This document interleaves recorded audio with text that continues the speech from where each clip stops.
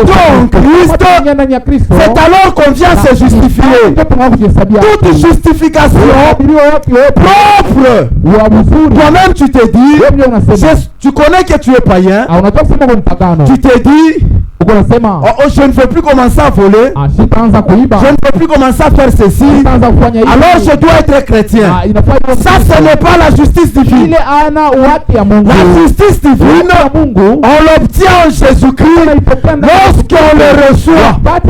Lui, la vie, il entre dans nos cœurs, il nous donne des bons sentiments, des bons désirs. Alors nous allons commencer à vivre. Mais comment on le reçoit? C'est pas on écoute et on obéit à ce qu'il dit. Il a dit, quand Pierre a prêché la parole, il a prêché la parole, les gens ont eu le cœur troublé, les gens ont posé la question, qu'est-ce que nous allons faire?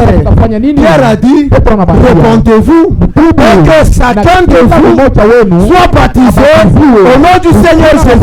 Pourquoi le baptême? Parce que Jésus a dit, c'est lui qui croira et qui se laissera. Croire, c'est la foi. Se laisser baptiser, c'est l'obéissance. Les deux marchent ensemble. Tu ne peux pas me dire que tu crois si tu n'obéis pas. Parce que si Dieu te dit, sors. Si tu crois, tu vas sortir. C'est ça l'obéissance. Que le Seigneur vous bénisse. Sans plus tarder, nous allons nous lever pour la lecture de la parole. Nous continuons avec notre thème, le témoignage. Est-ce l'apparence ou la réalité? Aujourd'hui, nous avons besoin de réalité. On n'a pas besoin de choses fabriquées par nous-mêmes. On a besoin de choses divines, de réalités divines qui descendent d'en haut, du Père de lumière, chez lequel il y a ni changement. 1 Samuel chapitre 16. L'Éternel dit à Samuel, ne prends point garde à son apparence, ni à la hauteur de sa taille, car je l'ai rejeté. L'homme regarde à ce qui frappe les yeux, mais l'Éternel regarde au cœur. 2 Timothée chapitre 3, verset 5. Ayant l'apparence de la piété, réunions ceux qui ont fait la force. 2 Corinthiens chapitre 1 verset 12. Ce qui fait notre gloire, c'est ce témoignage de notre conscience que nous nous sommes conduits dans ce monde, et surtout à votre égard, avec sainteté et pureté devant Dieu, non point avec une sagesse charnelle, mais avec la grâce de Dieu. Semana roho yangu Bwana napenda kubwa, uniambie wazi, sitakuacha peke. Oh, sasa tayari mimi kukusikia Bwana, utashindishwa nami na utakuwa.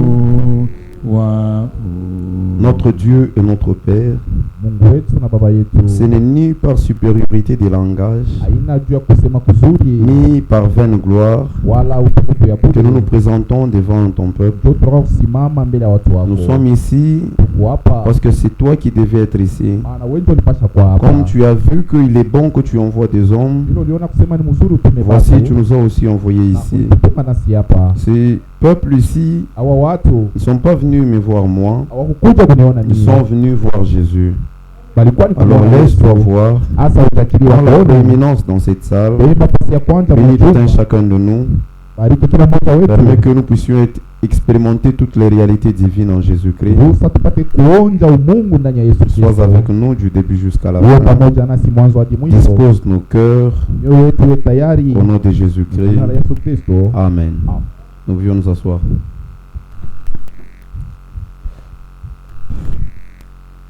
Que le Seigneur vous bénisse. Depuis le mercredi, nous parlons d'un thème intitulé le témoignage. Est-ce l'apparence ou la réalité? Est-ce ce que l'on dit de toi? Ce que l'on dit de moi? Est-ce que c'est ce que je suis? C'est si on dit que je suis chrétien, suis-je réellement chrétien?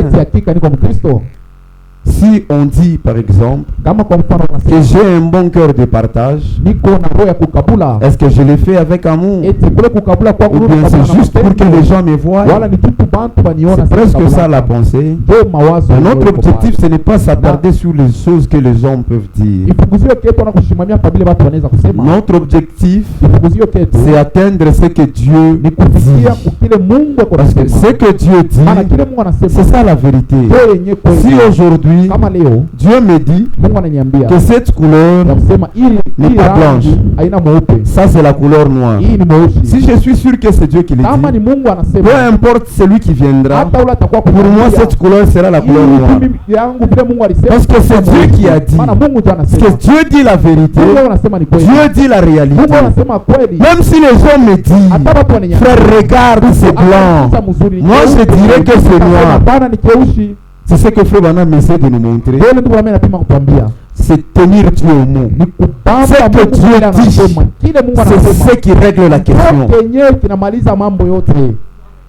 Nous avons vu le témoignage des hommes. Nous avons vu le témoignage des païens. Nous avons dit que le païen, eux, qu'est-ce qu'ils voient?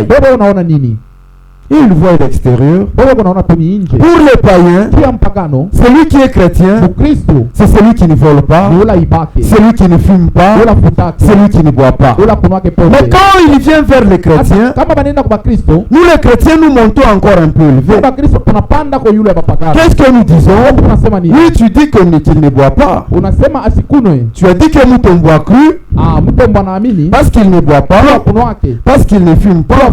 Mais qu'est-ce que Mutombo croit? Mutombo m'a dit que Branham est Dieu. Mutombo ne croit pas conformément. C'est que Mutombo n'est pas chrétien. Mutombo croit que pour être sauvé, il faut payer la dîme. Non, Mutombo ne croit pas. Peu importe qu'il ne vole pas, peu importe qu'il ne commet pas d'adultère, mais s'il ne croit pas la parole de Dieu, s'il ne reçoit pas Jésus-Christ, c'est qu'il n'est pas croyant. Vous voyez comment les témoignages essaient d'essayer d'augmenter. Alors nous avons essayé de voir aussi le témoignage des croyants, de notre conscience. Et nous avons dit le témoignage des hommes, c'est le plus petit des témoignages, mais très important. Parce que les hommes ne voient que la parure extérieure, mais notre conscience voit encore à l'intérieur. Pourquoi c'est petit? Parce que ce que les hommes disent ne peut pas te changer. Si les gens te louent, te disant que tu es chrétien, si tu ne l'es pas, ça ne te sert de rien. Mais pourquoi c'est très important? C'est très important parce que c'est par ces témoignages que les païens peuvent louer Dieu.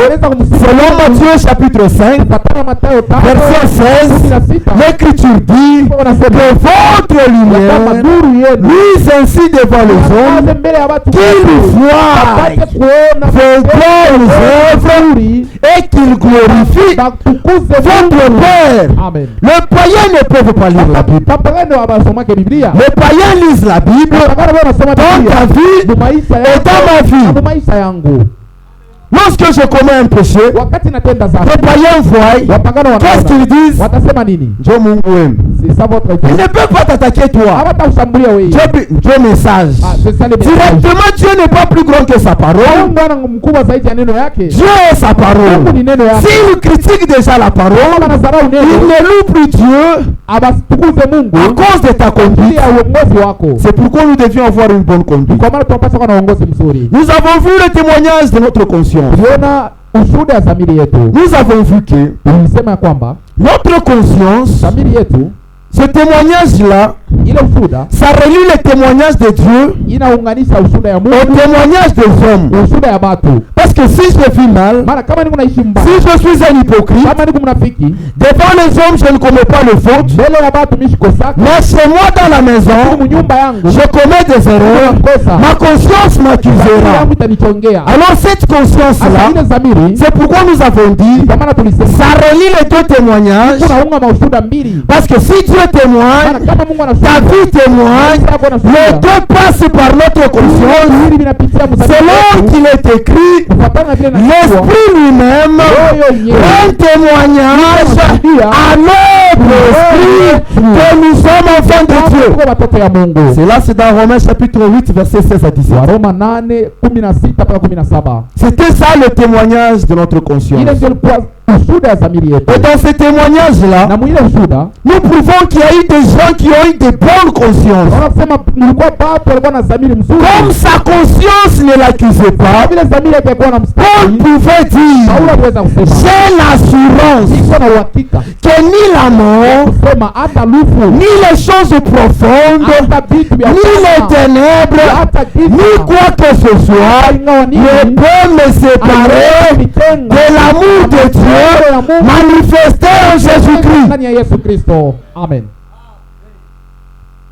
Ce témoignage-là est très important. Parce que dans 2 Corinthiens, chapitre 5, verset 12, l'Écriture dit, nous ne nous recommandons pas de nouveau nous-mêmes auprès de vous, mais nous vous donnons l'occasion de vous glorifier à notre sujet,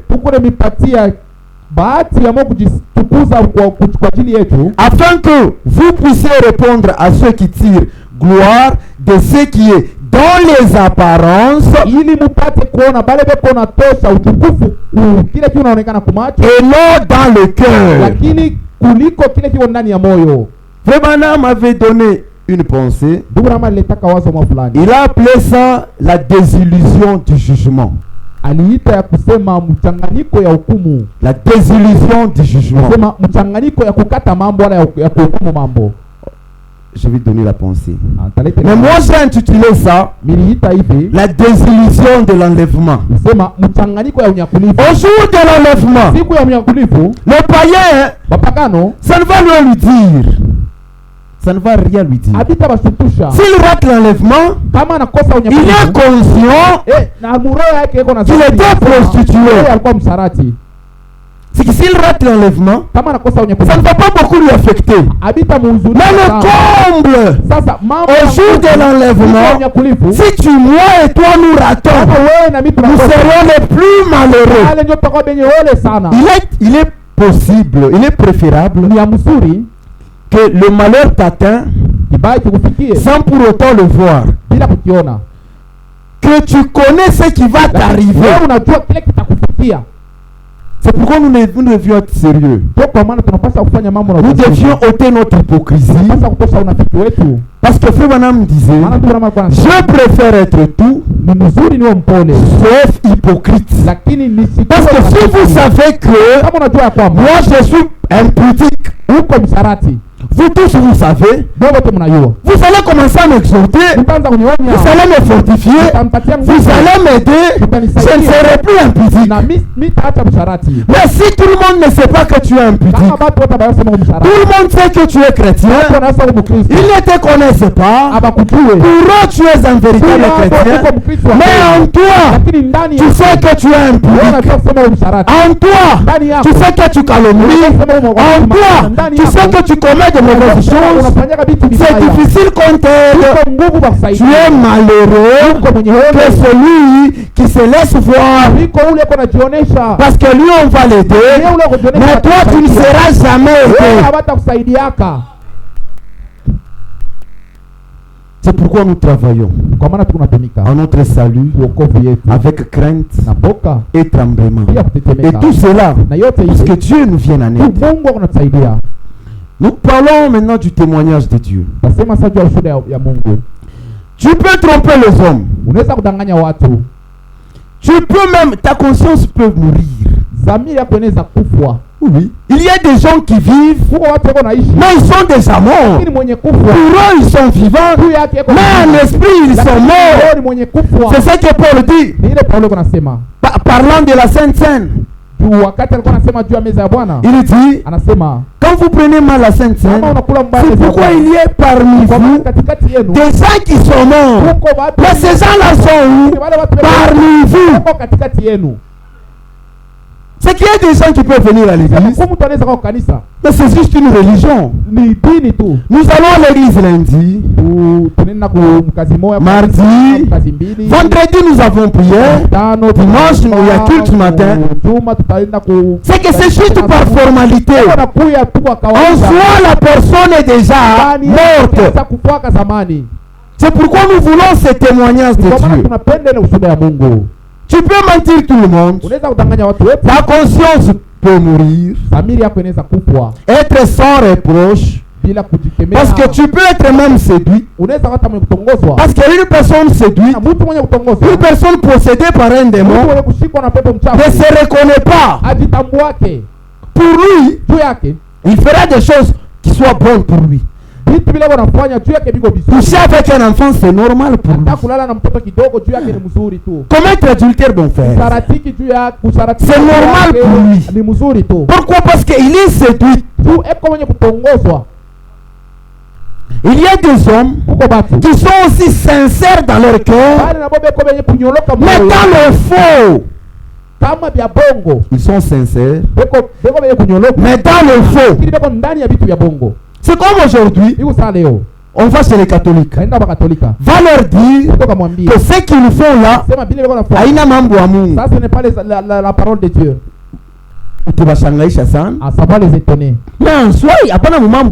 Mais ils ne sont pas dans les affaires de Dieu. Va prendre le pape. Va leur dire que le pape est un païen.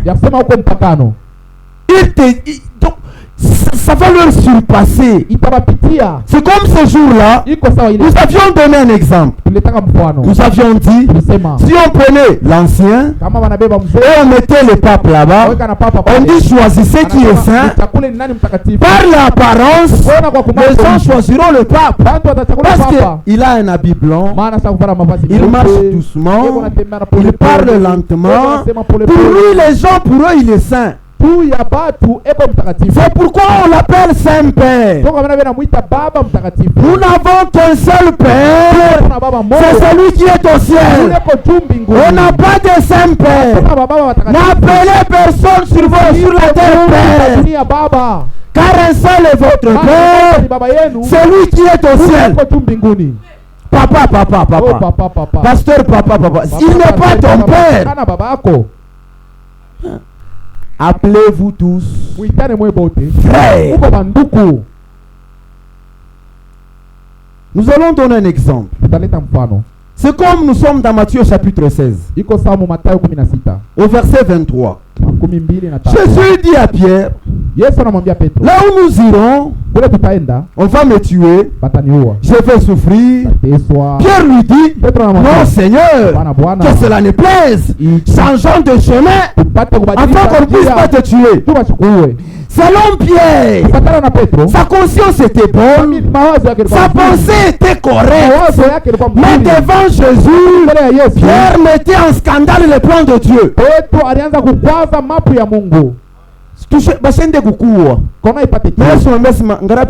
Jésus lui dit, arrière de moi Satan. Mais c'était pour le bien de Jésus. C'est que ce n'est pas ce qui frappe les yeux. Ce n'est pas ce que dit ta conscience est fabriquée, qui est la pensée véritable de Dieu. La parole de Dieu dit, mes pensées sont loin que vos pensées, mes voix sont loin que vos voix. Paul aussi, il était apôtre, il était pharisien. Il persécutait l'église. Pour lui, c'était ça, l'œuvre de Dieu. Il allait tuer les églises.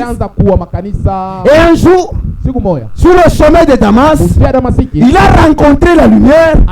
C'est alors qu'il a compris que tout ce temps-là, il n'était pas dans les affaires de Dieu. Nous avons besoin du témoignage divin. Le témoignage de Dieu, c'est sa parole. Il y a d'autres personnes qui dans leur conscience pensent que les choses divines, on peut les acheter. Nous sommes dans Actes chapitre 8 verset 12 à 23. Il y avait un homme nommé Simon le magicien. Il a cru. Il a été baptisé. Mais il voulait acheter le don du Saint-Esprit. Les choses divines, Jésus dit, vous avez reçu gratuitement, donnez aussi gratuitement. C'est étonnant parmi nous qu'il y a des gens, qu'il y a des sœurs qui vont dans des maisons de prière pour accepter la guérison, pour qu'on prie pour eux. Nous vous donnons ça gratuitement parce que nous avons reçu gratuitement. Jésus est venu, il a donné sa vie sans argent, sans rien payer. C'est gratuit, frère. Il y a offert. C'est lui qui veut qu'il vienne. Tu peux tout tromper, mais pas le Seigneur.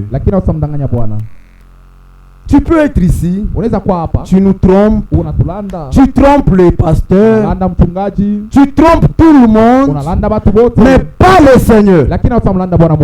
Parce que le Seigneur, lui, si tu es séduit, il sait que tu es séduit. Et la seule manière de te faire dévoiler que tu es séduit, il envoie sa parole. Hébreux chapitre 4, le verset 12. La parole de Dieu dit, la parole de Dieu est puissante, efficace, pénétrante, tranchante, jusqu'à séparer.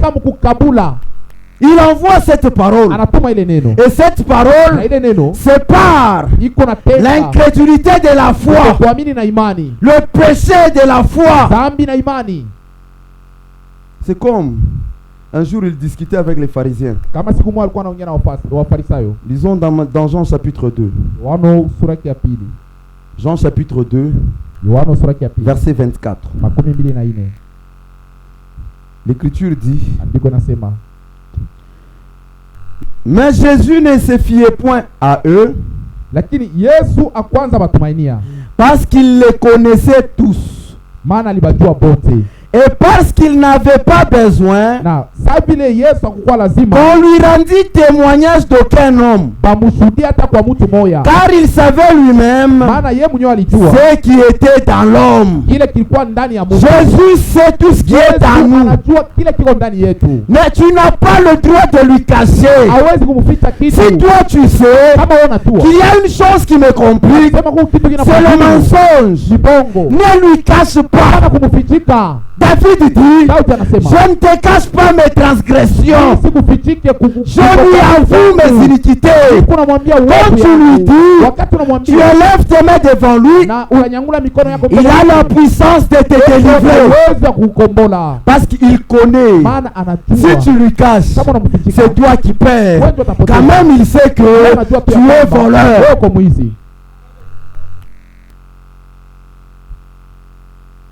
Je ne bois pas.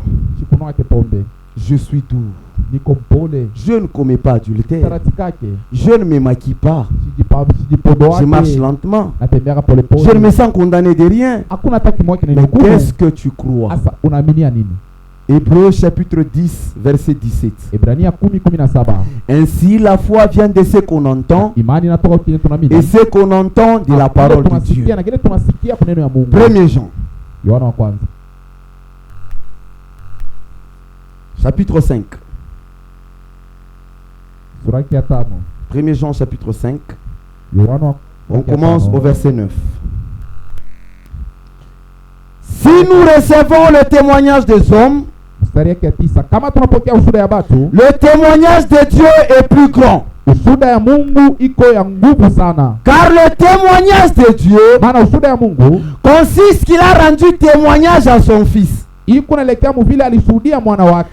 qui croit au Fils de Dieu a ce témoignage en lui-même. Celui qui ne croit pas le fait menteur, puisqu'il ne croit pas au témoignage que Dieu a rendu à son Fils. Et voici ce témoignage: c'est que Dieu nous a donné la vie éternelle et que cette vie est dans son Fils. Celui qui a le Fils a la vie. Celui qui n'a pas le Fils n'a pas la vie. Nous savons que le Fils de Dieu est venu et qu'il nous a donné de l'intelligence pour connaître le véritable. Et nous sommes dans le véritable en son Fils Jésus-Christ. Le témoignage de Dieu est plus grand que le témoignage des hommes. C'est pourquoi nous cherchons ce témoignage, parce que c'est un témoignage élevé. Parce que quand Dieu atteste, c'est fini.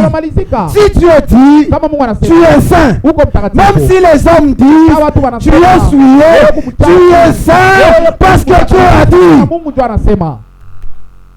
Ne cherchons pas à plaire les hommes. Nous cherchons le témoignage de Dieu. Il n'y a rien de plus sûr que la parole de Dieu.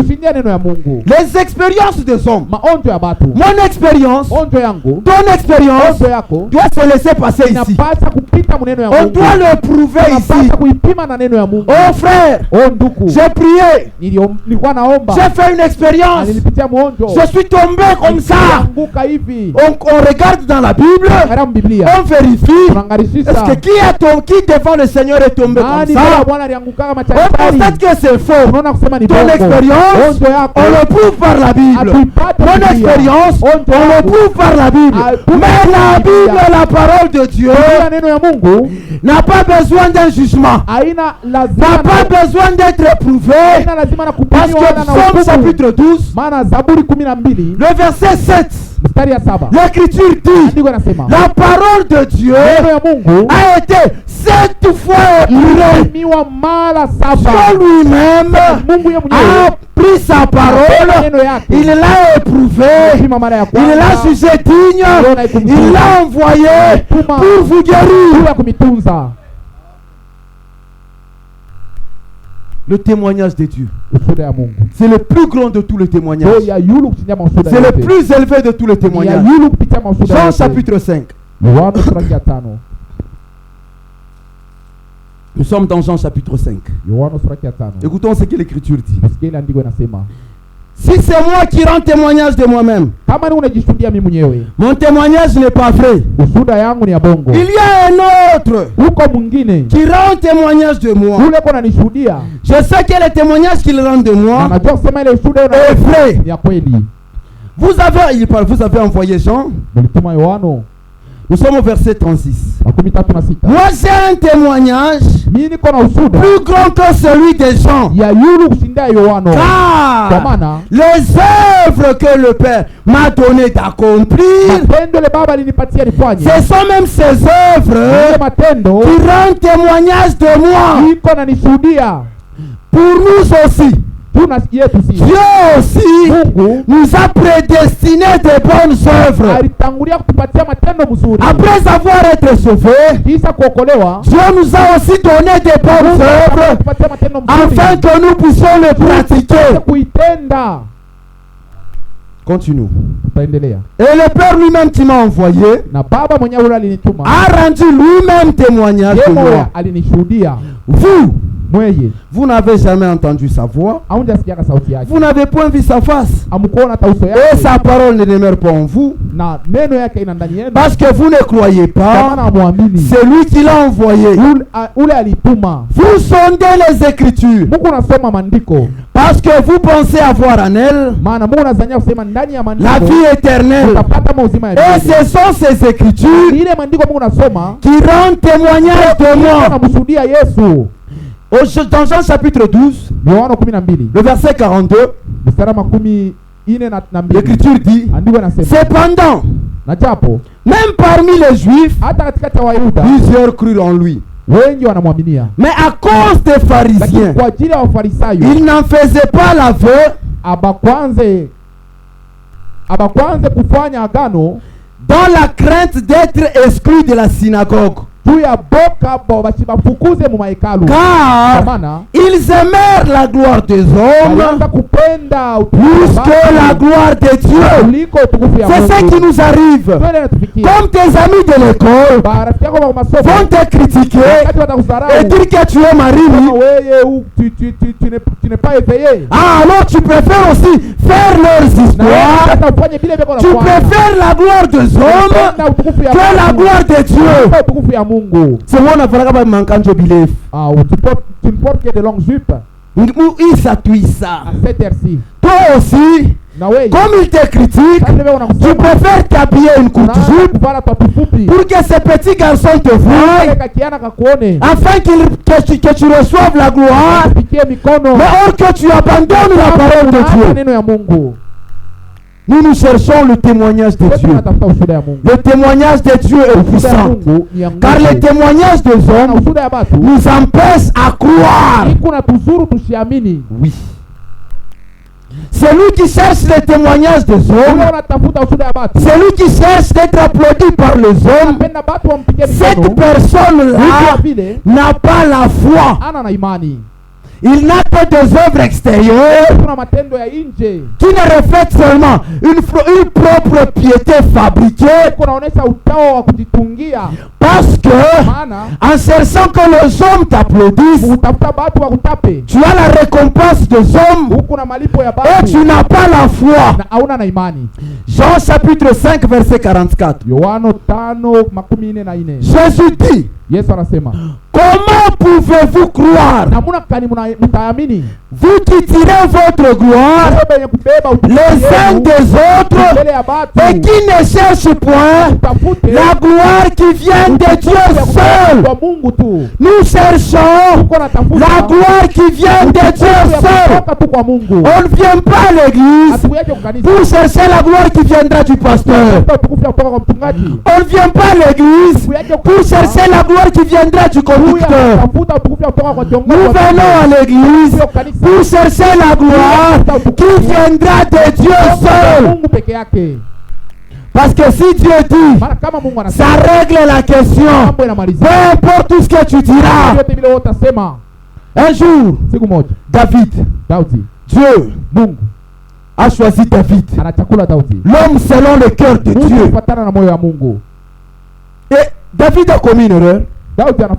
David a couché avec la femme d'Uri. David a tué Uri.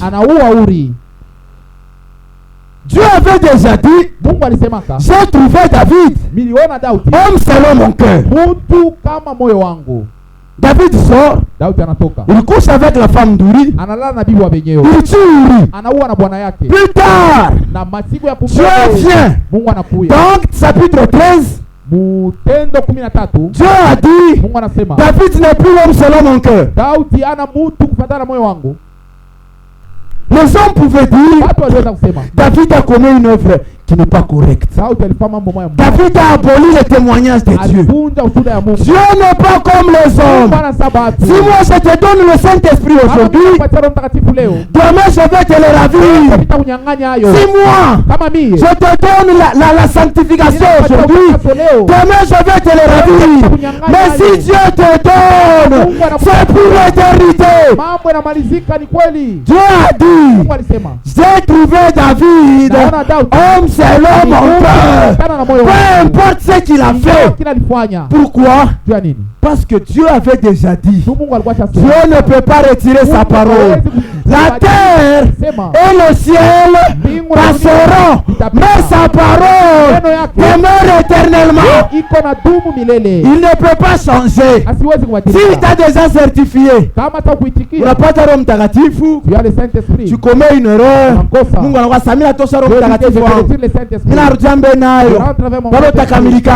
non, si Dieu t'a déjà donné le Saint-Esprit, c'est pour la rédemption.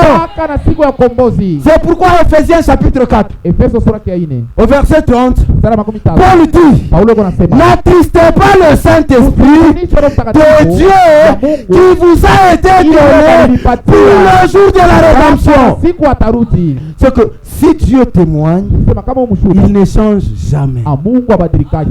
On ne dit pas ça pour vous dire allez pécher. Ce n'est pas ça ma pensée. Moi ma pensée, c'est chercher le témoignage de Dieu. Parce que quand Dieu dit, ça règle la question.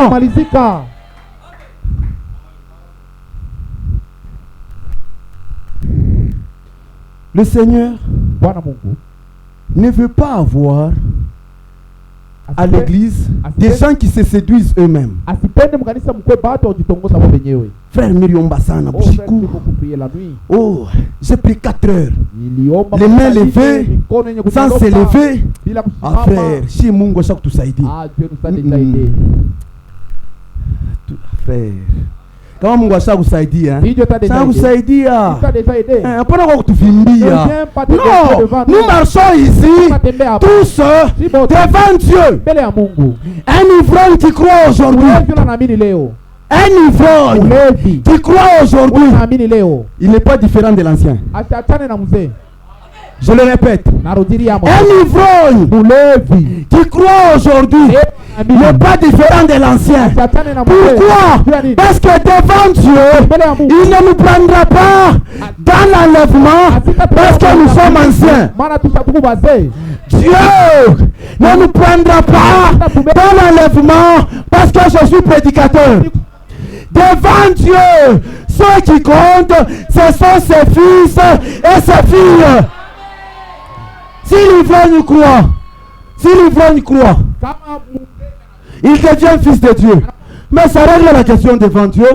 Et c'est fini. Nous, dans le royaume de Dieu, tous, nous sommes fils et filles de Dieu. Mais chacun dans son rang. L'ancien est digne d'un double honneur. C'est la Bible, frère. L'ancien est digne de double honneur. C'est ça, bon, ce n'est pas moi.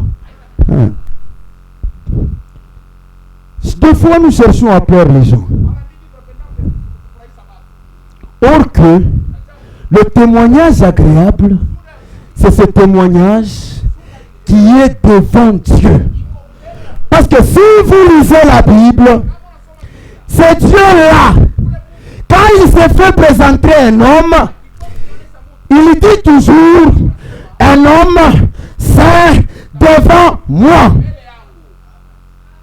Il ne dit pas devant Israël. Il ne dit pas devant l'église. Il dit des gens sont devant moi. Devant lui. Hébreu. Lui c'est qui? Aucune créature n'est cachée. Devant lui, il n'y a point d'acception. Celui-ci il peut être non. Devant lui tout le monde est pareil. Nous avons vu l'exemple de Moïse. Moïse, un serviteur qui parlait avec Dieu de bouche à l'oreille. Balianza kuongea hivi macho kwa macho. Mais Moïse a fauché. Musa anakosa. Dieu lui a dit, tu n'entreras pas. C'était fini. Devant Dieu, il n'y a pas de différence. Hakuna tofauti. Si je pêche, kama natenda zambi, Dieu me traitera de la même manière que notre fils péchera. Mungu atanyapisa. Il ne dira pas parce que toi tu es un peu prédicateur, alors toi j'épargne un peu. Non, devant Dieu, nous sommes tous des fils et des filles. Et c'est devant lui que nous marchons. Pas devant les hommes, mais c'est devant Dieu. C'est pourquoi lui-même dit, Colossiens chapitre 1er, verset 19 à 23. Colossiens 1er, 19 à 23. Car Dieu a voulu que toute plénitude habite en lui. Il a voulu par lui réconcilier tout avec lui-même, dans ce qui est sur la terre et ce qui est dans les cieux, en faisant la paix par lui, par le sang de sa croix. Écoutez, et vous qui étiez autrefois étrangers par vos pensées et par vos mauvaises œuvres, il vous a maintenant réconciliés par sa mort dans le corps de sa chair, pour vous faire paraître devant lui soit saint, irrépréhensible et sans reproche. C'est devant lui. Ephésiens chapitre 4. Chapitre 1er. Ephésiens chapitre 1er. Verset 4. Écoutez ce que l'Écriture dit. En lui, Dieu nous a élus avant la fondation du monde pour que nous soyons saints et irrépréhensibles devant lui. Ephésiens chapitre 5 verset 25. Écoutons ce que l'Écriture dit. Marie, aimez vos femmes comme Christ a aimé l'Église et s'est livré lui-même pour elle, afin de la sanctifier par la parole, après l'avoir purifiée par le baptême d'eau, afin de la faire paraître devant lui. Amen. Vous voyez, c'est toujours devant Dieu. Devant Dieu. Devant Dieu. C'est pourquoi ne cherchons pas à paraître devant les hommes, mais cherchons à paraître devant Dieu. L'Écriture dit, Jean marchera avec la puissance d'Élie devant Dieu. Frère, toute chose, c'est devant Dieu. Tu veux partager, c'est comme si tu partages pour que Dieu voit. Tu veux aider, c'est comme si tu aides pour que Dieu voit. Ce que nous devions faire, nous devions le faire pour la gloire qui vient de là-haut. Ne cherchons pas la gloire des hommes. Ça nous fait des hypocrites. La gloire des hommes, ça nous fait même. Je prêche, je constate que ces choses, les gens disent Amen. Amen. Ça me conduit. Pourquoi? J'ai toujours été dans ces choses, parce que les gens diront Amen. Amen. Même si tu me dis parler de ça, ça c'est bon. Il ne faut pas que les gens disent Amen. Ça nous déroute de Dieu. Mais si Dieu me dit condamne, je condamne, censure, je censure, fais lever, je fais lever devant Dieu. C'est pourquoi quand tu sors à l'église, tu fais tes cheveux devant Dieu. Tu mets tes vêtements, tu prends le pagne, tu fermes, tu regardes la taille devant Dieu. Tu peux faire les chaussures, tu regardes, est-ce que cet talon va plaire à Dieu? Tu regardes, cette jupe ici plaira à Dieu. Si ça ne plaît pas à Dieu, ça plaît à Mukendi, mais ça ne plaît pas à Dieu. Je mets de côté Mukendi devant Dieu. Amen. Cherchons à plaire à Dieu. Quand on plaît à Dieu, nous aurons un témoignage agréable. Et ce témoignage agréable, lui-même le rendra. Le témoignage de Dieu, c'est la parole qui est scellée dans nos cœurs par le Saint-Esprit. Dieu scelle la parole en nous. Dieu vient sceller Jésus-Christ, la parole dans nos cœurs. L'Écriture dit, scelle cette parole dans le cœur de mes serviteurs. Dieu scelle sa parole. C'est pourquoi le témoignage de Dieu, c'est cette parole qui est scellée dans nos cœurs par le Saint-Esprit, afin de nous rendre de véritables témoins.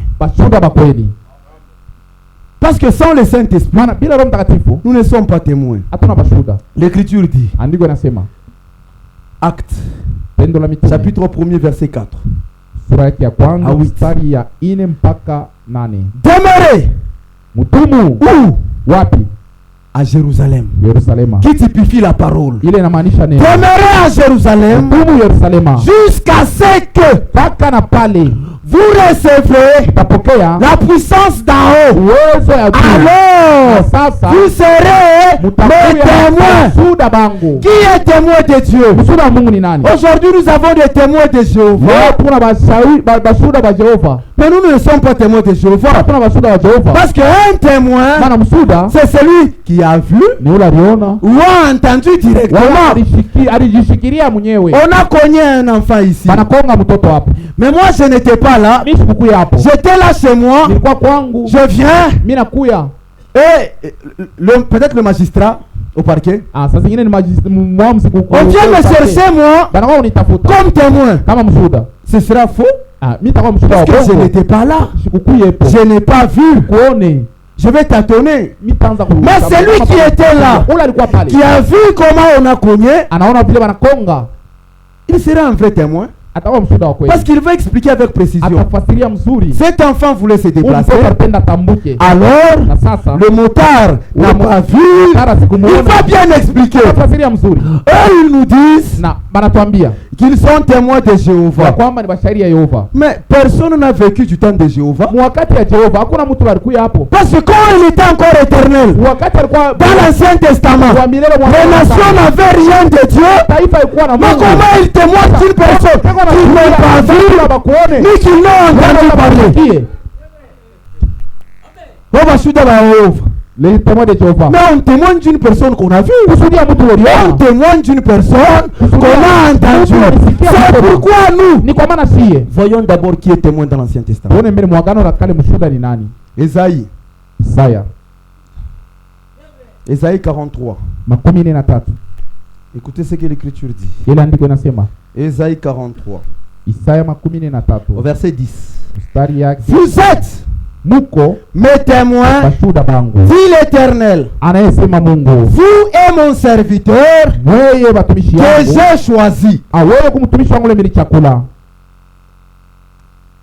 afin que vous le sachiez, que vous me croyez et compreniez que c'est moi. Avant moi, il n'a pas été formé de Dieu. Après moi, il n'y en aura point.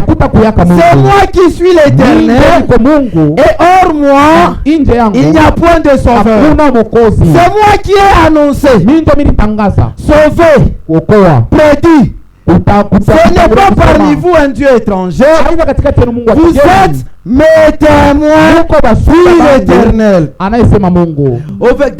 Isaïe 44, au verset 8, il dit à Israël, n'ayez pas peur et ne tremblez pas. N'était-ce pas donné très longtemps tangu zamani si nilikupatia? Ne t'ai-je pas dès longtemps annoncé?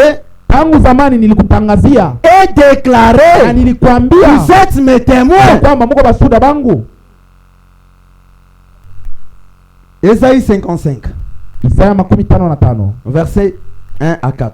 mstari ya kwanza mpaka ya 4. Bon, on prend verset 4. Baba mstari ya 4. Voici, je l'ai établi Tazama namweka comme témoin auprès kama de peuple. mshuhuda pembeni ya watu. Vous allez voir Taona que le témoin était des serviteurs de Dieu. bashuhuda walikuwa ni batumishi ya Mungu. C'est pourquoi dans Hébreu, Ni kwa maana Mwebrania le chapitre 12, sura 12 le verset 1er, mstari ya kwanza l'écriture dit, andiko inasema, nous donc aussi, nasi vile vile puisque nous sommes environnés d'une si grande nuée de témoins, hivyo tumenye kuzungurukiwa na watu qui wengi sont kama ces témoins bashuhuda. d'Hébreux? Bale bashuhuda ba Yuda ni banani? Ce ne sont pas les païens. Ana wapagano. Souvent, on dit souvent dans cette écriture, Ni kwa maana wanasema que muyandiko frère, kwamba ndugu est environné d'une si grande nuée de témoins. wanazungurukiwa na bashuhuda bamingi. Ces témoins dont on Hao parle, bashuhuda bako ce ne wanasema sont pas des païens. ana wapagano. Ces témoins dont on Hao parle, bashuhuda bako au wanasema verset, lisez, avant de lire 12, mbele ya lisez kusoma 11. musome mbele 11. En lisant 11, Kama nasoma 11 vous allez comprendre. utaelewa On lit au verset 11, au chapitre 11. kusura ya 11. Or, Japo la foi. imani, On part au verset 4. tunaenda kumsari ya 4. Abeli Par la foi, ya Abel. imani. On part au verset 5. Mstari ya 4. Par la foi, Enoch. Enoki kupitia On part au imani. verset 8. Par la foi, Abraham. Kupitia imani Vous Ibrahimu. allez voir qu'on parle des gens. Utaona banataya batu. On arrive au verset 11 de chapitre 30. Le verset 38 de chapitre 11. Mustari yake ya 38. L'écriture dit. Andiko nasema On commence par le verset 36. 36. On parle des autres. Des femmes. Banasema jua bengine D'autres subir des moqueries. bengine bali bachekelea Et des fouets. bamfimbo bali Des chaînes et la prison. bali bafunga Ils furent lapidés. bali bapika maibo Sciés. kubakata Ils moururent tués par l'épée. bali baua na mipanga. Ils allèrent ça et là. Balianza kwenda huku na kule, Maltraités, persécutés. balianza kuangamizwa.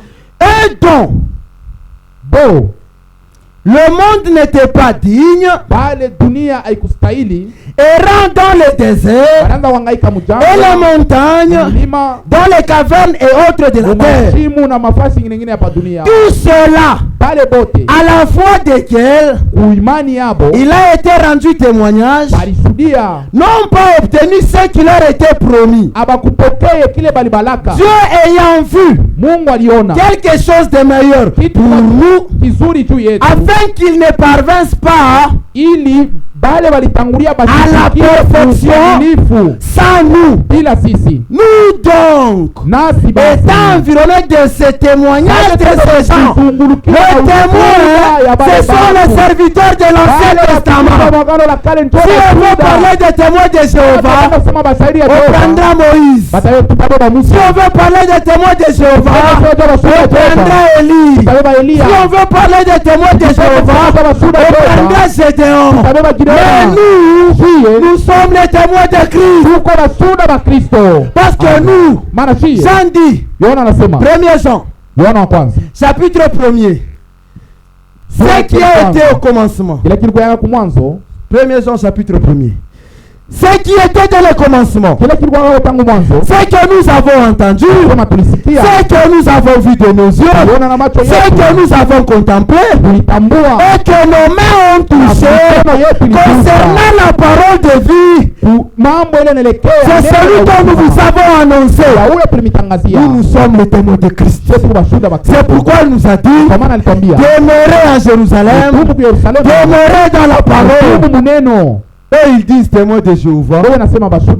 Et quand on voit, on constate qu'ils ne sont pas témoins de Jéhovah. Parce que Jéhovah, c'était dans l'Ancien Testament. Le Saint-Esprit que nous recevons, c'est un signe. C'est une marque que Dieu met dans tout un chacun de nous. C'est quelque chose que nous devions avoir. Parce que sans le Saint-Esprit, on ne peut pas être témoin. Parce que sans le Saint-Esprit, jusqu'à présent devant Dieu, nous n'avons pas encore été agréés. C'est qu'on n'a pas un témoignage agréable. Les gens disent, oh, on a toqué Saint-Esprit. Oh, le Saint-Esprit lui est sorti. C'est étonnant. Saint-Esprit, comment est-ce que le Saint-Esprit peut sortir? C'est ce qui est étonnant. C'est qu'il inatoka inaisha. Mais pour nous, hatutoka que Saint-Esprit, le Saint-Esprit n'ingiaka. Rempli.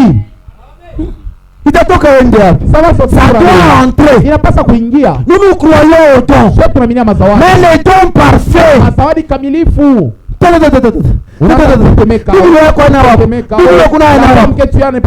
cette prophétie? On voit aujourd'hui des gens, on les enseigne même à parler en langue.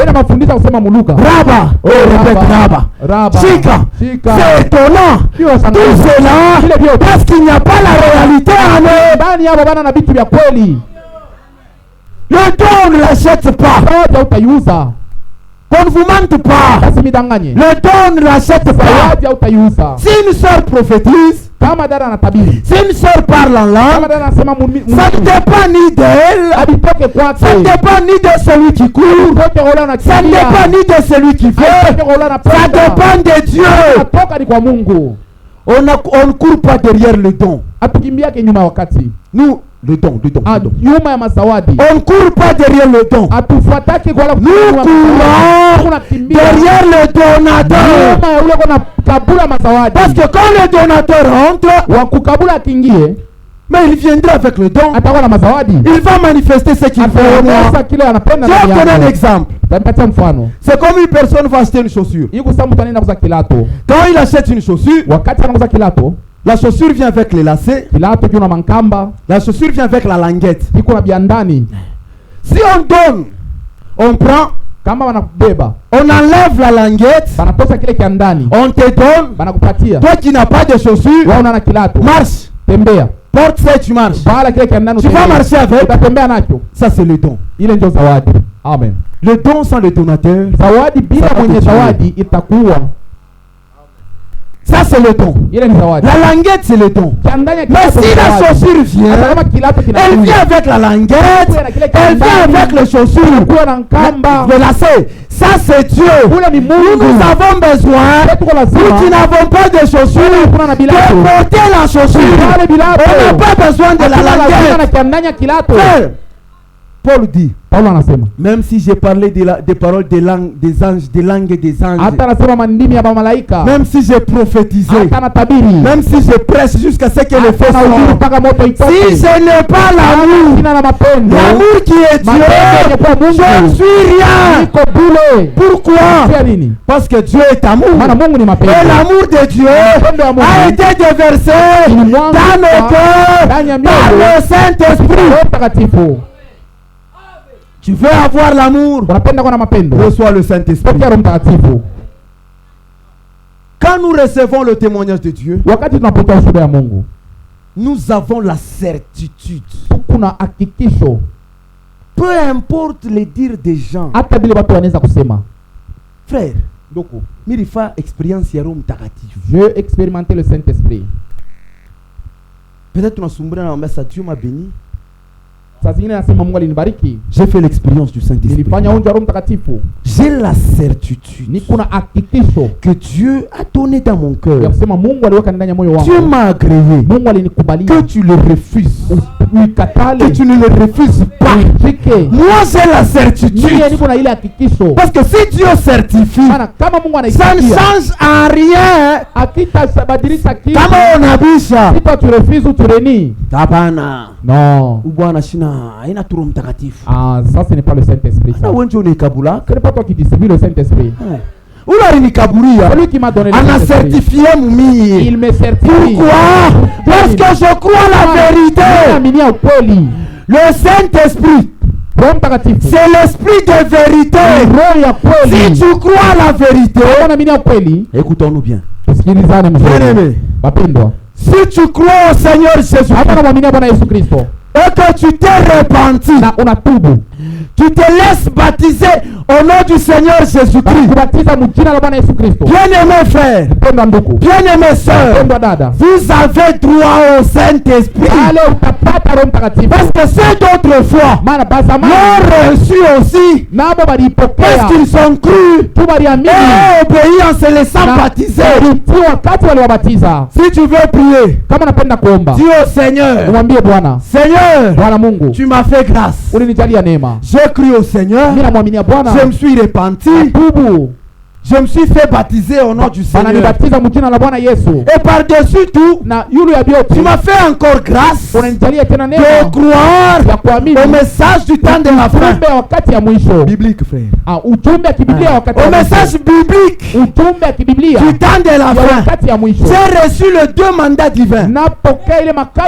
J'ai cru au ministère du prophète. J'ai cru au ministère de Matthieu.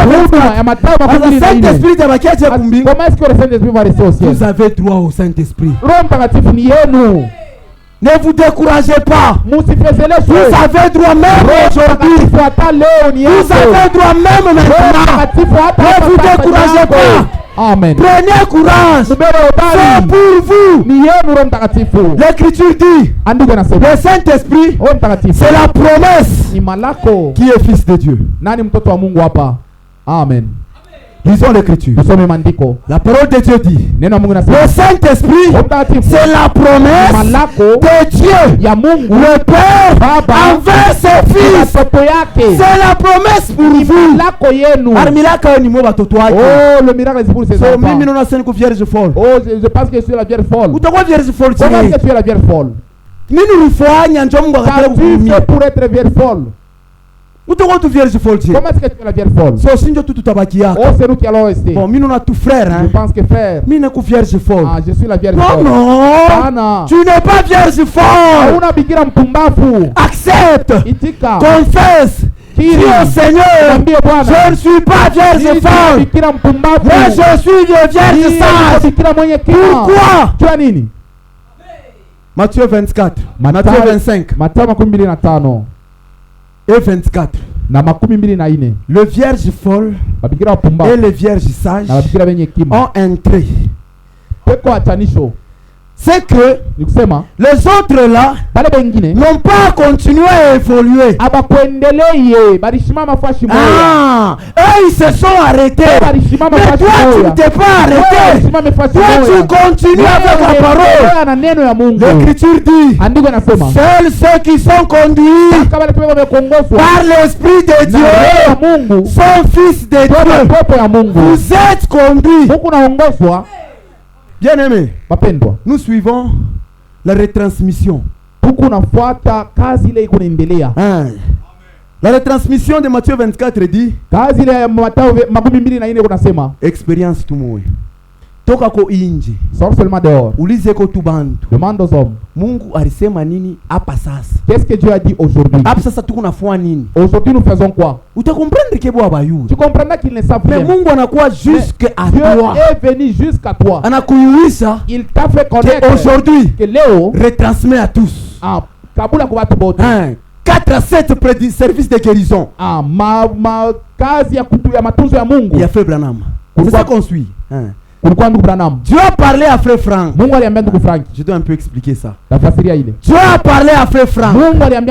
Il a dit à frère Franck, à partir d'aujourd'hui, commence à retransmettre 4 à 7. Il a donné un quota. 4 à 7, entre 4 à 7 prédications, des services de guérison de frère Branham. C'est la conduite actuelle. Ceux qui sont dans la conduite sont en train de suivre. Frère, c'est une conduite divine. C'est un ordre divin. Quiconque s'y oppose n'est pas conduit par l'esprit.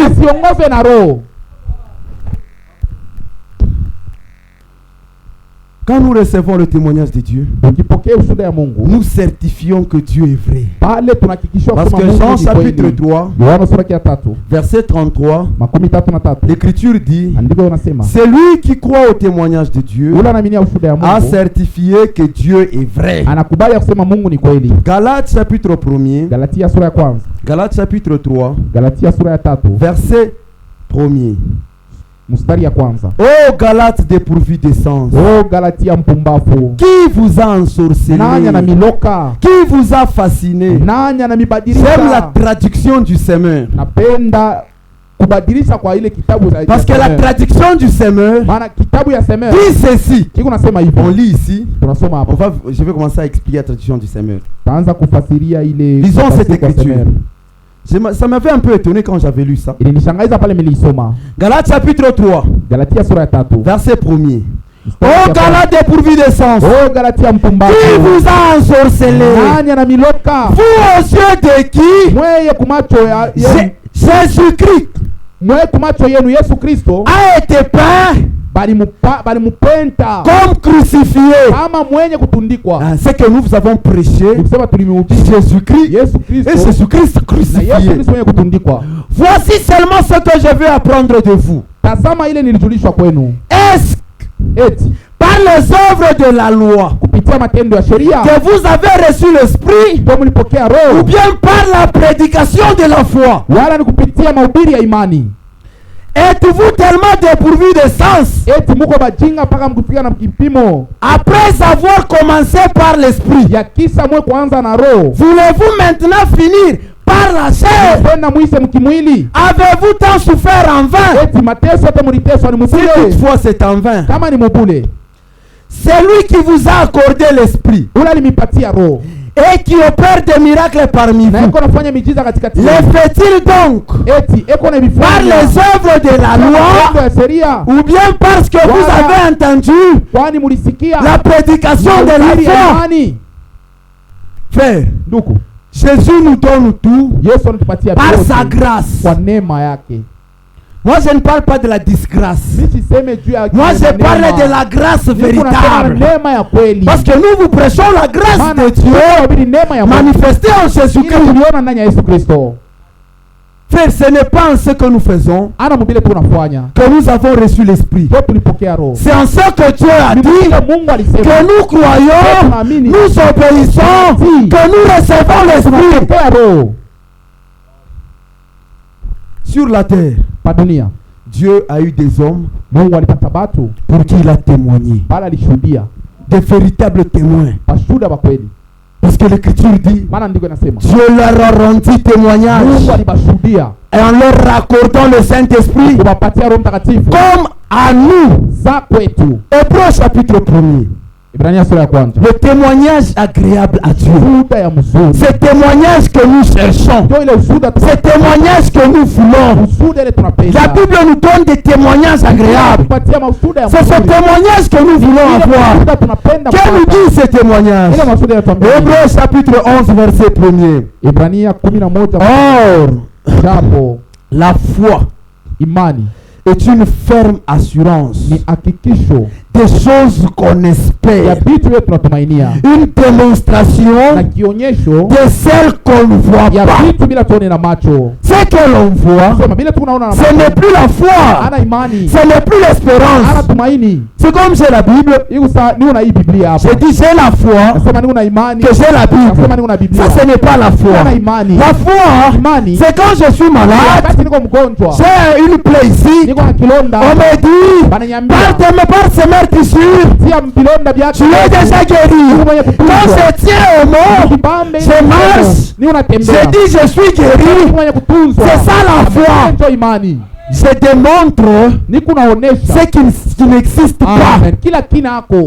J'espère en ce qui n'est pas là. C'est ça la foi. Amen. Pour l'avoir possédé, pour l'avoir possédé, les anciens ont obtenu un témoignage qu'ils étaient favorables à Dieu. Sans la foi, Bila imani, vous ne pouvez pas être agréable à Dieu. Huwezi kumpendeza Mungu. Sans la foi, Bila imani, on n'est pas favorable à Dieu. Huwezi kumpendeza Mungu. Allons au verset 5. Mstari ya 4. C'est par la foi Ni kupitia imani Enoki fut enlevé alinyakuliwa pour qu'il ne vit point la mort asipitie kulufu et qu'il ne parut plus na asikuonekane parce que Dieu l'avait enlevé. Mungu alimunyakua. Car avant son enlèvement, mbele ya unyakulifu wake il avait reçu alipokeaka le témoignage ushuhuda qu'il était ya kwamba alikuwa agréable à Dieu. wa kumpendeza Mungu. Enoch n'a pas reçu un témoignage qu'il était agréable aux sœurs. Enoch n'a pas reçu un témoignage qu'il était agréable aux anciens. Enoch a reçu un témoignage qu'il était agréable à Dieu. Quel est ce témoignage? Sans la foi, il est impossible de lui être agréable. Vous devez avoir la foi pour être agréable à Dieu. Parce que l'Écriture dit Enoch marchait avec Dieu. Enoch marchait avec Dieu comment? Ce n'est pas qu'Enoch avait déjà tenu Dieu. C'est 300 quelques années qu'il a marché. Il marchait à Dieu, il avait la main dans la main. Ce n'est pas ça. Enoch était seul.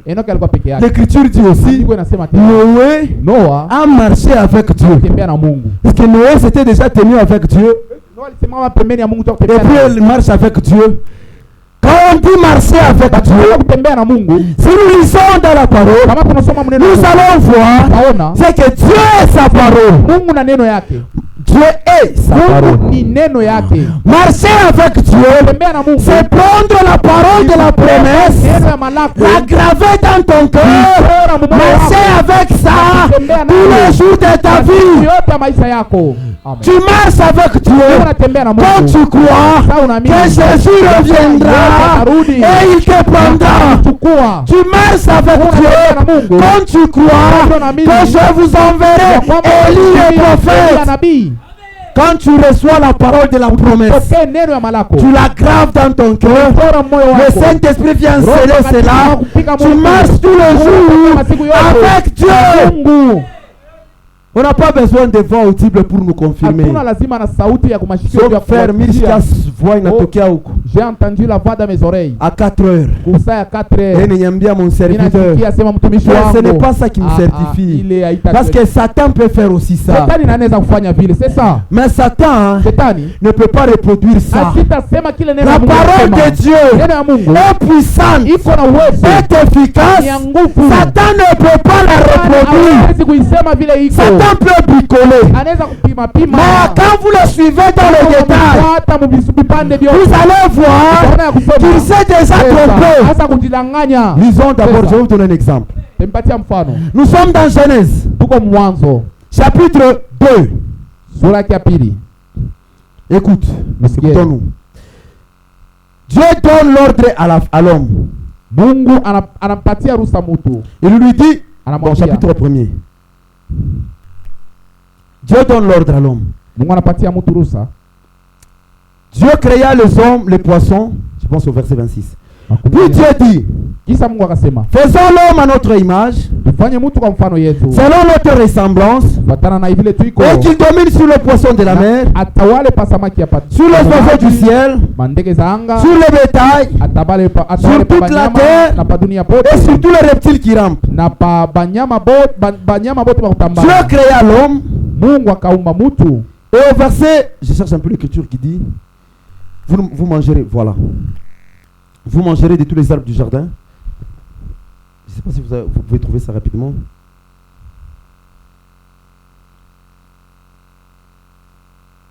Je ne sais pas, j'ai perdu un peu l'écriture. Je veux juste vous donner la précision d'une chose.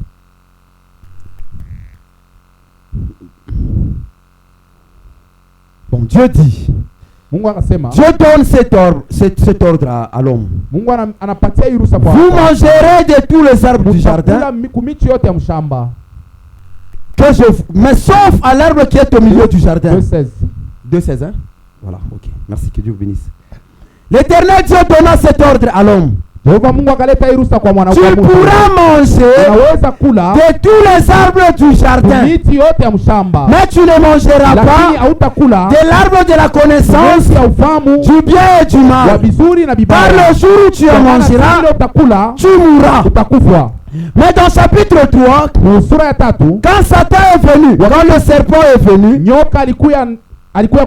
faire Ève, écoutez la réponse de Ève. Le serpent lui dit, Dieu a-t-il réellement dit, vous ne mangerez pas de tous les arbres du jardin? La femme répondit, nous mangerons du fruit de l'arbre du jardin, mais quand au fruit de l'arbre qui est au milieu du jardin, Dieu a dit, vous ne mangerez point et vous n'y toucherez point. Dieu n'a pas dit vous n'y toucherez point. C'est qu'elle a ajouté, parce que Satan est venu vers elle. Quand Satan vient vers vous, il vous fera douter d'une seule parole pour vous envahir. C'est pourquoi le témoignage agréable, c'est notre foi. Parce que sans la foi, il est impossible de lui être agréable. La foi vient de quoi? La foi vient de la parole de Dieu. Parce que la foi est la victoire qui triomphe du monde. Si vous n'avez pas la foi, vous allez vous fatiguer en cours de route. Parce que c'est avec la foi que nous sommes capables de dire, c'est lui qui a commencé cette œuvre, lui-même la rendue parfaite. Le témoignage de Dieu. C'est ce témoignage que nous voulons recevoir. Et son témoignage, c'est sa parole. Nous voulons aussi faire que comme Jésus notre modèle, que le ciel s'ouvre et que nous entendons dans notre cœur, celui-ci est mon fils bien-aimé, celui-ci est ma fille bien-aimée. C'est possible, frère, que dans ton cœur la voix te rassure que tu es fils et fille de Dieu. C'est là le témoignage agréable. Le témoignage de Dieu, le Saint-Esprit de l'homme, la parole de Dieu scellée dans le cœur de l'homme. C'est le témoignage que nous cherchons. Quand nous vivons, nous regardons en haut, pas en bas. C'est comme du temps de Frère Branham. Il y avait un homme. Il y avait un vélo. Avec, les gens voulaient avec un tuyau. Un homme a relevé les défis. Il a dit, celui qui prendra ce vélo, il a roulé sur ce tuyau pour aller de l'autre côté. Il veut lui donner telle somme d'argent. Tous ces gens qui montaient, il va monter, il tombe. Il tombe. Maintenant il y a une autre qui vient. Il prend le vélo, il roule, il traverse. Tous les gens, toutes les personnes étaient étonnés. Il se pose la question, pourquoi toi tu as réussi? Il leur a répondu, vous tous là-bas, vous regardez sur vous-même. Vous tous là-bas, vous regardez de la manière dont vous pédalez. Moi j'ai regardé là où j'allais. Pour vaincre, ne regardez pas sur soi-même. Tu es faible. Regarde à celui qui peut te fortifier. C'est comme un homme qui dit, oh, le Saint-Esprit n'existe plus. Ça, le Saint-Esprit n'existe plus. Il défend. Il défend parce qu'il avait l'apparence. Mais celui qui avait déjà expérimenté la réalité, celui qui avait déjà expérimenté le Saint-Esprit, il vient vers cet homme. Il lui dit, monsieur, je peux vous poser une question? Ok. Ule bwana alikuwa na pomme. Cet homme-là avait une pomme dans la main. Tu dis que le Saint-Esprit n'existe pas. Ok. Ça parce va. que même chaque expérimenté. Moi, je l'ai déjà expérimenté. On a posé question. Et là, il lui pose la question. Il avait une pomme dans sa main. Monsieur, je peux vous poser une question? C'est mais pose ta question. Il prend la pomme. Il mange. Monsieur, je peux vous poser une question? Pose, monsieur. Il mange. Il lui dit. Qu'est-ce que tu as senti? Dans ta bouche, ça c'est toi qui manges. C'est ça la réponse. Il ne croit pas que le Saint-Esprit existe parce qu'ils ne l'ont pas encore expérimenté. Mais nous qui avons expérimenté, c'est un bonheur. Ça fait la joie. Ça certifie nos cœurs. Nous avons besoin de réalité divine. Des expériences véritables. Quand on arrive à un endroit, on est sûr que Dieu guérit. Oui. Quand on arrive à un endroit, on est sûr que Dieu sauve. Même si on parle aux gens, même si c'est le plus grand athée, nous avons la certitude que notre Dieu est puissant que lui. Il a le pouvoir de le sauver. C'est pourquoi ne craignez pas ces gens qui se disent être sorciers.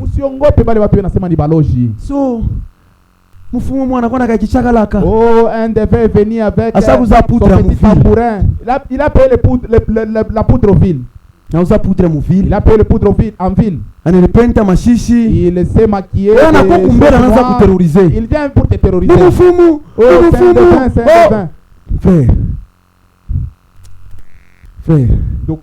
celui qui est en nous, bien aimé, celui qui est en nous est éternel. Celui qui est en nous est frère. Quand si je parle de Jésus, c'est que celui qui est en nous est éternel. Frère, moi j'ai un problème qui a commencé. Mais lui qui est à moi est éternel. Mon problème là a un début. C'est que mon problème aura une fin. Mais lui là n'a pas de commencement, n'a pas de fin. C'est lui que nous voulons. Maintenant tu veux craindre une personne qui est née. Mais celui qui est en toi n'a ni père ni mère. Comment tu peux craindre un défunt? S'il y a un défunt, si ici dans ce contrées, il y a un sorcier, il y a un défunt, il vient, je vais lui donner même mon sang. L'habit, je peux lui donner même mon singlet. Allez, ta bébé. Prends ça. Abebe. Kama napenda na damu abebe. Anikurie mbele nione. Il me mange que je vois comment il va me manger. Frère, nous avons la certitude. Nous sommes certains que le ciel, nous allons entrer. Frère, nous sommes certains que Jésus, nous t'amourons. Frère, nous sommes certains que nouvelle naissance, qu'on aille, nous sommes certains que la vie éternelle, il condamne. Nous sommes certains que nous sommes baptisés du Saint-Esprit. Pourquoi tu doutes? Pourquoi tu doutes?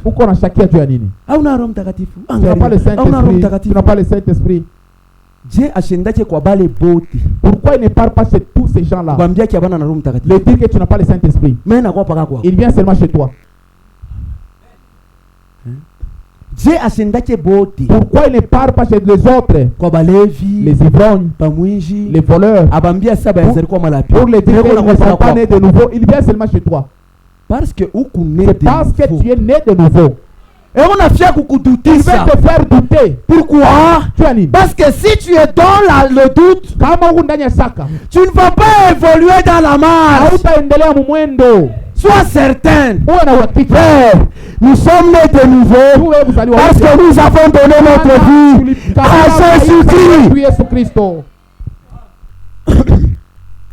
Le témoignage de Dieu. La victoire qui triomphe du monde. La foi a des biceps. La foi, c'est un homme costaud.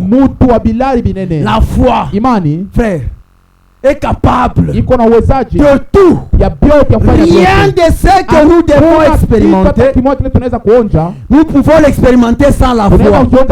Sans la foi, on ne peut rien recevoir de Dieu.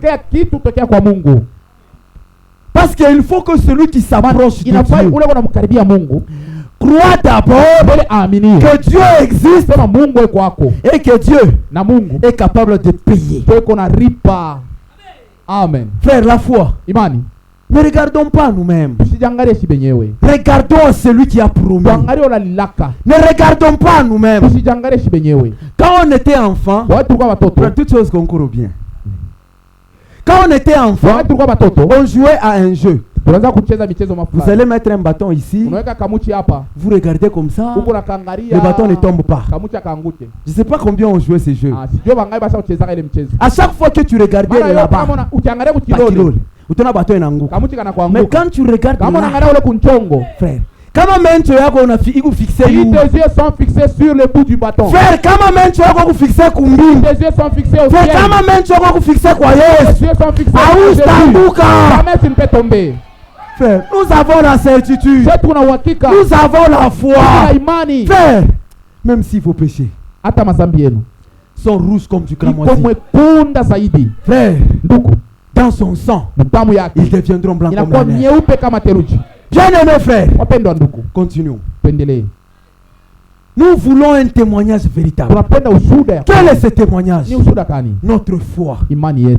Parce que le Saint-Esprit vient, prend cette parole et la rend réelle. Parce que Jésus dit, la lettre, Paul dit, la lettre tue, mais l'esprit vivifie. C'est pourquoi quand on reçoit la parole dans notre cœur, Dieu vient toujours sceller cette parole par son esprit. Bien-aimé, si votre cœur vous condamne, Dieu est plus grand que votre cœur. Amen. Si ton cœur te condamne, Dieu est plus grand que ton cœur. Bien-aimé, je prends l'exemple de l'ancien. Il a un fils. L'ancien a payé du sucre. Je suis venu, j'ai pris le sucre, j'ai mangé ça. Le fils de l'ancien m'a condamné. Il me dit, toi là, pourquoi tu as pris du sucre? Lui, il est fils. Il y a son père. C'est lui qui a payé le sucre. C'est le père. Moi j'ai pris le sucre, mais le fils me condamne. Si votre cœur vous condamne, Dieu est plus grand. Bien aimé. Maintenant l'ancien vient.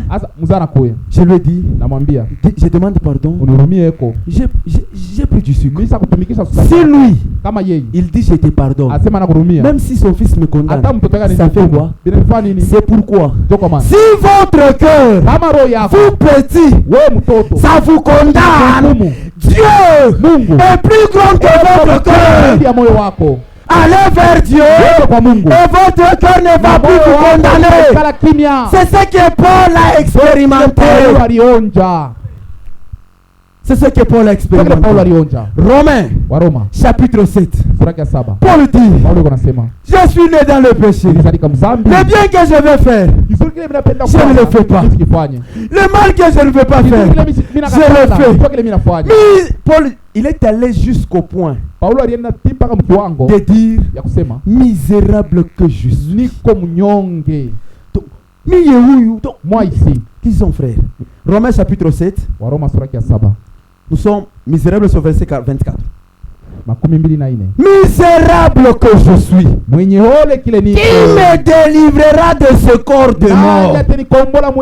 Paul dit, le bien que je veux faire, je ne le fais pas. Le mal que je ne veux pas faire, c'est ce que je fais toujours. Je suis misérable. Nani atanisaidia? Il regarde, il comprend. Il dit au verset 25, grâce soit rendue à Dieu, c'est par Jésus-Christ.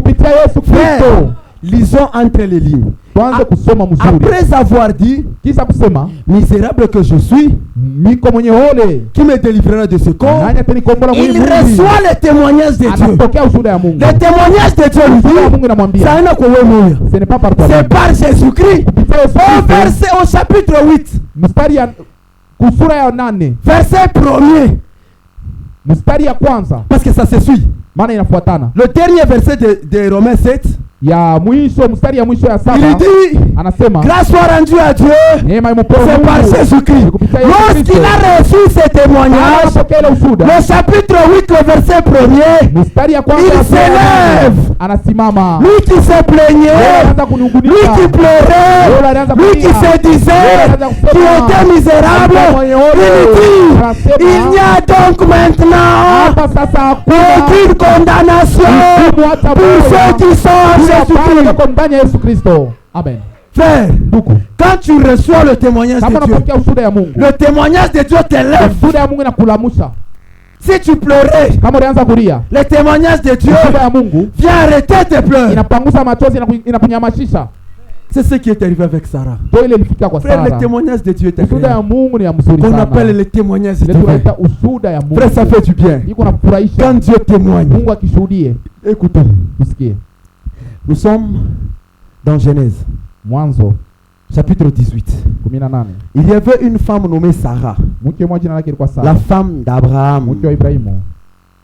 Dieu est venu à Sarah. Verset 9 à 11. Dieu dit à Abraham, Abraham, où est Sarah ta femme? Il répondit, elle est dans la tente. L'un d'entre eux dit,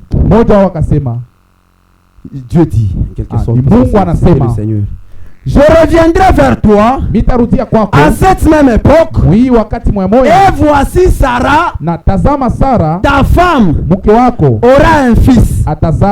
Sarah écoutait à l'entrée de la tente qui était derrière lui. Abraham et Sarah étaient fort avancés en âge. Et Sarah ne pouvait plus avoir des enfants.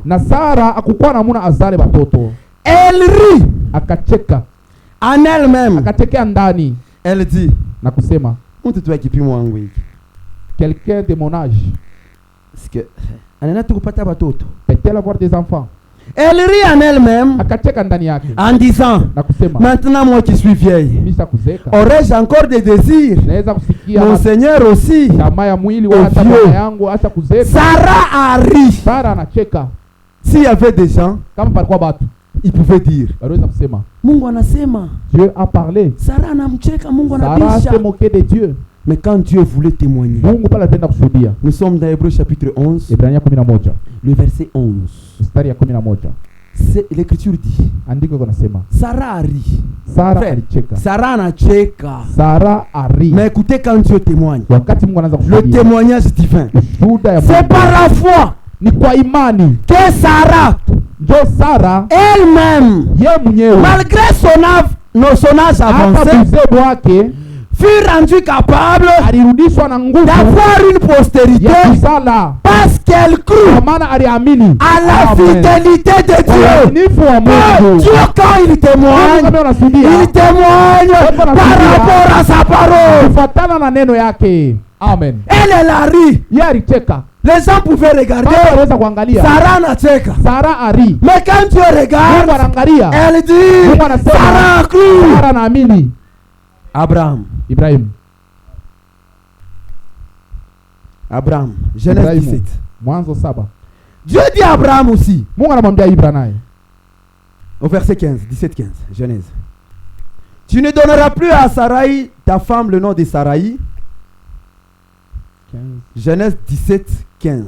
17 mstari ya 15. Tu ne donneras plus à Sarai, ta femme, le nom de Sarai. Ile njina ya Sarai bibi yako utaitosha. Tu lui appelleras maintenant Sarah. Na utamuita Sara. Je la bénirai. Tambariki. Et je te donnerai d'elle un fils. Na kupitia yeye atazala mtoto mwanaume. Je la bénirai. Tamubariki. Elle deviendra des nations. Na atakuwa mataifa. Des rois. Bafalme. Des peuples sortiront d'elle. Na watu watatoka ndani yake. Abraham tomba sur sa face. Ibrahimu akaanguka akainama. Il rit. Na akacheka. Il dit à Dieu. Anamwambia Mungu.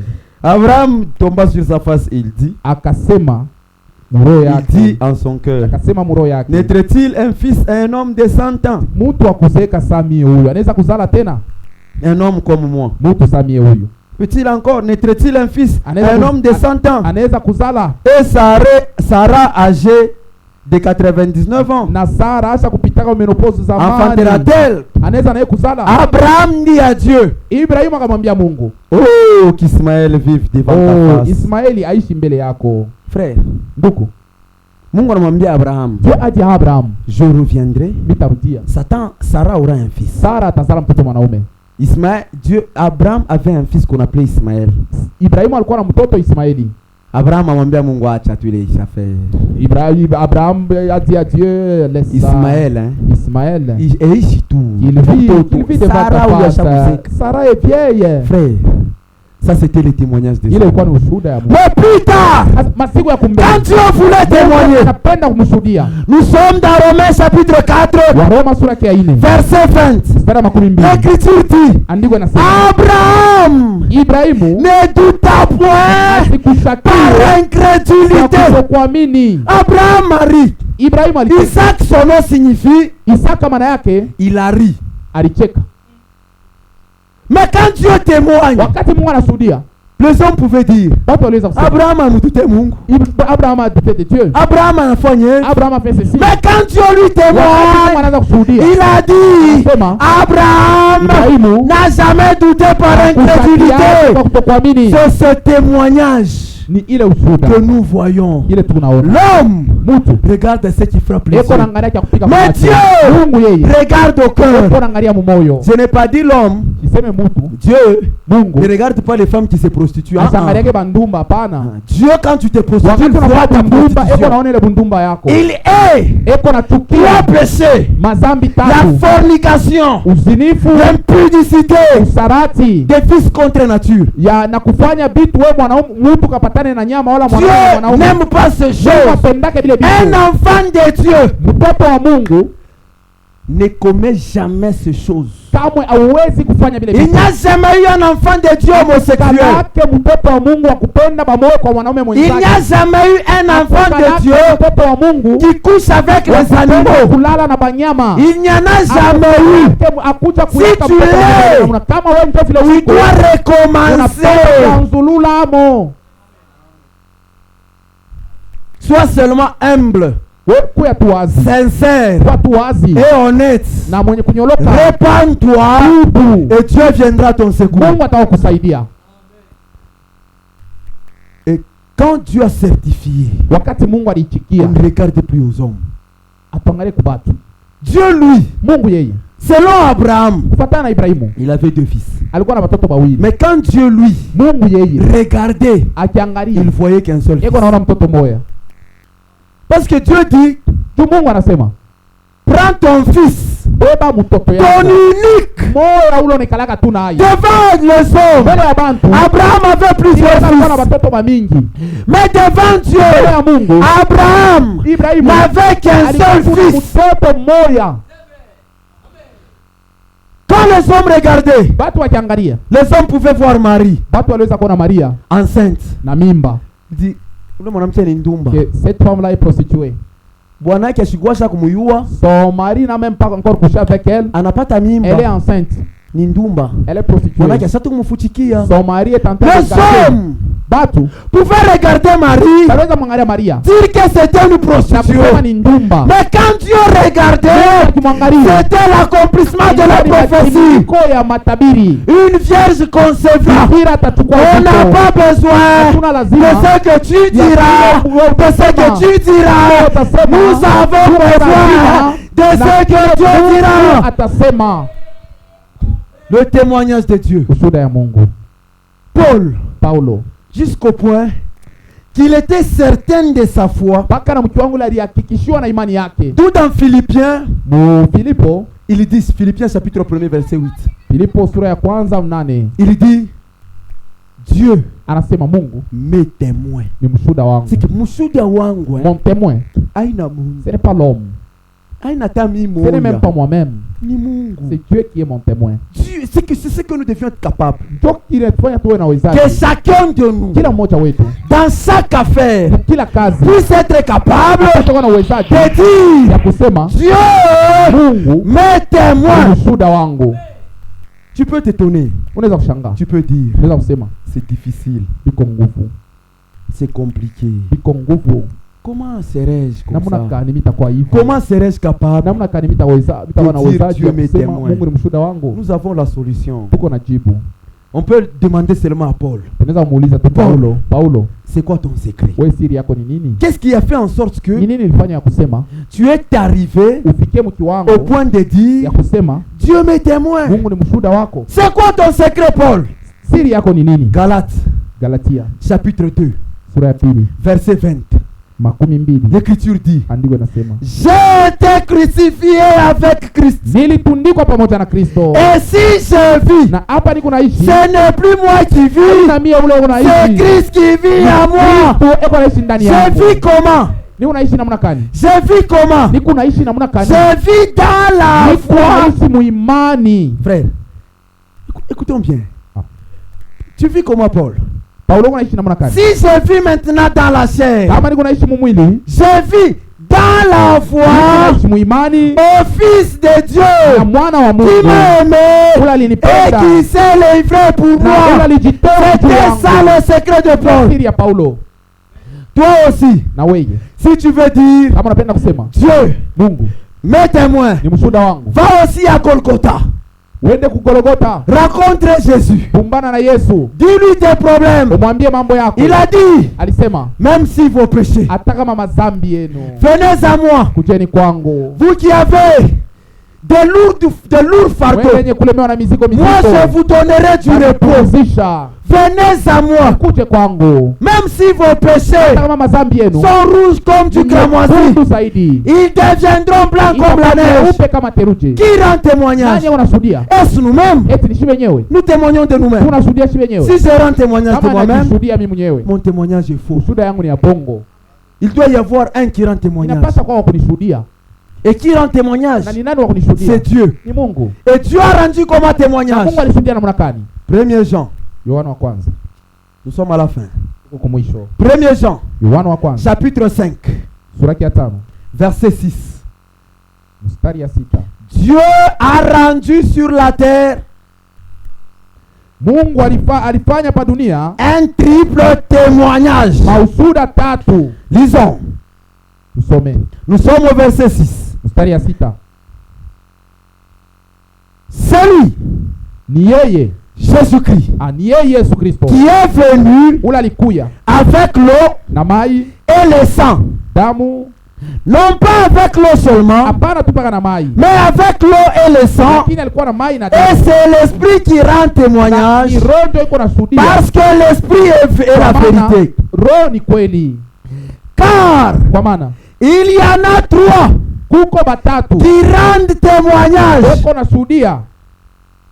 l'esprit, l'eau et le sang. Et les trois sont d'accord. Les terroristes viennent. Ils nous disent le sang, c'est le message. Mais la Bible nous dit il y en a trois qui rendent témoignage. Si le message c'est le sang, ils sont un témoignage incomplet, parce qu'il doit y en avoir trois: l'esprit, la parole neno et le sang. na damu. Mais si eux n'ont que deux, leur témoignage est incomplet. Le sang, damu, c'est ce qui témoigne de notre salut. C'est ce qui témoigne de notre rachat. Frère, jusqu'à présent, si tu crois au sang, parce qu'il existe encore le sang est encore sur le trône de la grâce. Si tu crois, tu demeureras enfant de Dieu. La parole témoigne pour notre sanctification. Et l'Esprit vient certifier cette parole. Dieu. C'est pourquoi dans ces derniers temps, à la fin ici, apparaîtra une église restaurée sur la conduite du Saint-Esprit, couverte dans le sang de l'agneau, fondée sur la parole. Il va paraître une église lavée par le sang, fondée sur la parole. Ainsi s'accomplira Apocalypse chapitre 12, le verset 11. L'écriture dit, ils l'ont vaincu à cause du sang de l'agneau et de la parole de leur témoignage. Quelle est cette parole? C'est ce que tu crois, c'est ce que tu confesses. C'est pourquoi la Bible dit, si tu crois dans ton cœur et tu confesses de ta bouche, tu es sauvé. Bien-aimé frère, mnapenda la réalité mambo ya kweli ou l'apparence? Wala kwanza unafiki? Dites-nous un peu. Mniambie mbele. Voulez-vous mnapenda la réalité mambo ya kweli ou l'apparence? Wala unafiki? Vous voulez mnapenda la réalité mambo ya kweli ou l'apparence? Wala unafiki? Nous voulons la réalité. Comment prendront-on la réalité? On prend la réalité par la parole de Dieu. Je vous donne un exemple. Israël avait péché. Quelques minutes, j'ai fini. Israël avait péché. Et quand il a péché, il était en train d'être mordu par les serpents. Quand il était mordu par les serpents,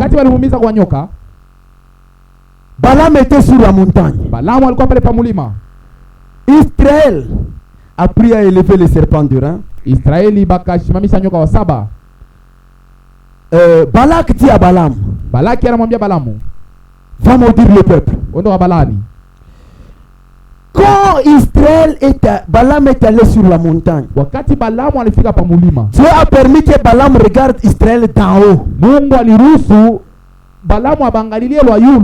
Israël était en train d'être mordu par les serpents. Balaam regarde. Il monte sur la montagne. Il veut maudire Israël. Il dit, je n'aperçois point l'iniquité en Jacob.